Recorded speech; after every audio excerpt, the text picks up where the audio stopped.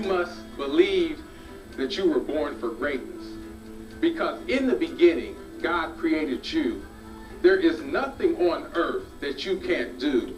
You were born with a vision, a purpose, a plan. You were born with creative hands. You were born to love, not be apart. You were born with this truth planted in your heart. You were born to laugh and born to live. You were born to help and born to give. Many people offer advice.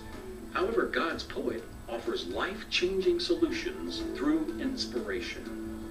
Thomas Stevens, God's poet, uses his amazing recall memory and a unique rhythmic communication style to provide real solutions to the challenges of life. His spirit-filled presentations are known to transform, renew, and change lives like no other. His message of hope is truly a gift from God. Now, let's join God's poet, Thomas Stevens, as he shares his life-changing solutions through inspiration.